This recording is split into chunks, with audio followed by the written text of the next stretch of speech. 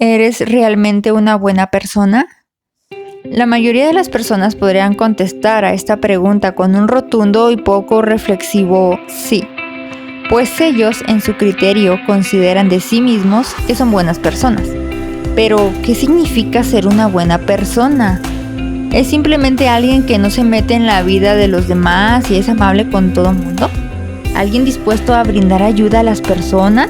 ¿O es alguien que hace donación a personas necesitadas? ¿O a centros de ayuda? ¿Es alguien que simple y sencillamente nunca ha cometido crímenes?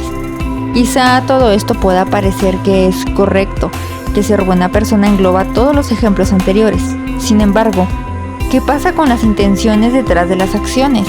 ¿O qué de los pensamientos que diariamente tenemos? ¿Siempre te comportas con alguien como realmente piensas de esa persona? ¿Internamente desearías hacer cosas que no te atreverías a decir a nadie porque sabes que son incorrectas? ¿Alguna vez has hecho algo que quisieras que nadie jamás supiera? La Biblia nos dice en la carta a los Romanos que no hay justo, ni aún uno, no hay quien haga lo bueno, no hay ni siquiera uno. Romanos 3, 10 y 12. Entonces ninguna persona, ni siquiera una, es buena en el mundo. Todos hacemos lo malo. Ahora bien, hay cosas que podemos hacer que diríamos que no son tan malas como por ejemplo robar, cometer asesinato, secuestrar, violar y muchas otras más. E incluso nos llegamos a comparar con los otros que sí las cometen y nos sentimos mejor que ellos. Esto es solo un engaño porque sin importar lo que hagamos, grande o pequeño, muy malo o un poquito malo, esto sigue estando mal. Por ejemplo, una persona que ha robado $1,000,000 es un ladrón, lo mismo que quien ha robado $1. Una persona que mintió porque olvidó comprar algo que se le encargó, diciendo que no lo encontró o que no había en existencia, sigue siendo un mentiroso como quien dice una mentira para evitar ir a la cárcel. El tamaño del pecado no es en sí lo que nos hace malos, sino el hecho de que todos los hacemos, todos pecamos. Todos estamos susceptibles a mentir, a robar, a envidiar y codiciar, a ser groseros, a traicionar, a culpar a otros para evitar un castigo, a sentir ira y no manejarla adecuadamente, ocasionando mucho daño con ella. Todos los humanos tenemos una naturaleza caída o pecadora, como dice la palabra, por cuanto todos pecaron y están destituidos de la gloria de Dios. Romanos 3:23. Y yo sé que en mí, esto es, en mi carne no mora el bien, porque el querer el bien está en mí, pero no el hacerlo. Porque no hago el bien que quiero, sino el mal que no quiero, eso hago. Y si hago lo que no quiero, ya no lo hago yo, sino el pecado que mora en mí. Romanos 7, 18 al 19. También Jesús nos dice en el Evangelio de Mateo: no cometerás adulterio, pero yo os digo que cualquiera que mira a una mujer para codiciarla, ya adulteró con ella en su corazón. Mateo 5:28. Claro que esto aplica para hombres y mujeres.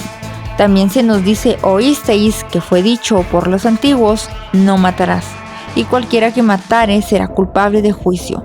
Pero yo os digo que cualquiera que se enoje contra su hermano será culpable de juicio.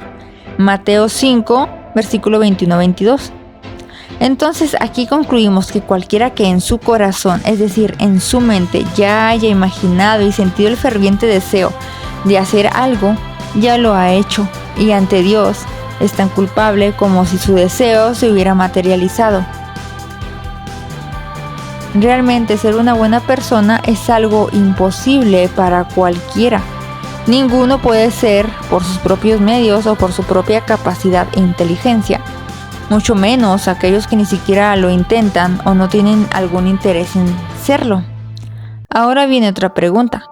¿Cuál es la finalidad de ser una buena persona? Podría ser tal vez no meternos en problemas y llevar una vida tranquila, pero al final de todo, ¿qué importancia tendría?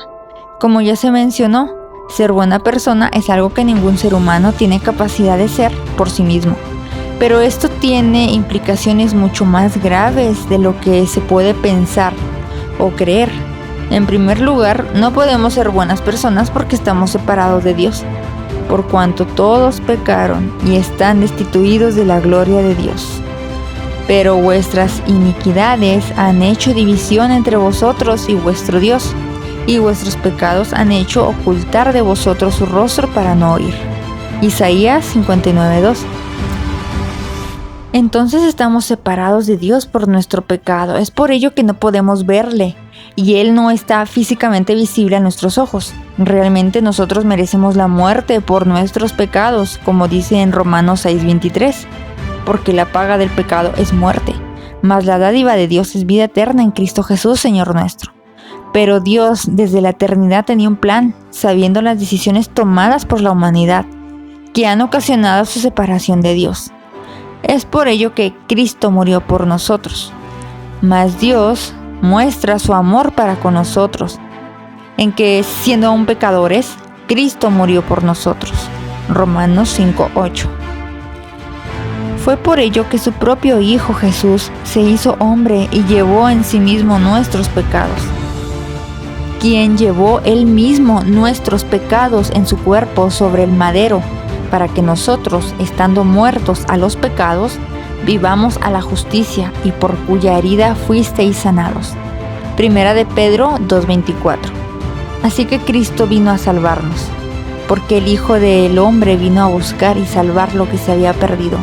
Lucas 19:10. Esto significa que en Cristo somos salvos, y en ningún otro hay salvación, porque no hay otro nombre bajo el cielo dado a los hombres en que podamos ser salvos. Hechos 4:12. Mi deseo es que comprendas que ser una buena persona no significa nada si no lo eres mediante la redención de Cristo Jesús. Consciente o inconscientemente, las personas buscan ser buenas para ganar aprobación de otros, ganar amigos, ganar bienes materiales o ganarse el cielo. Pero la entrada al cielo, a una eternidad con Dios, es solo por un camino. Ese camino es Jesús. Yo soy el camino y la verdad y la vida. Nadie viene al Padre sino por mí. Juan 14:6. Así que, tú que me escuchas, si realmente crees en Jesús, serás salvo.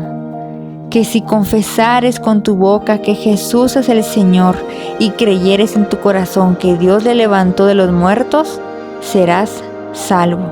Romanos 10:9.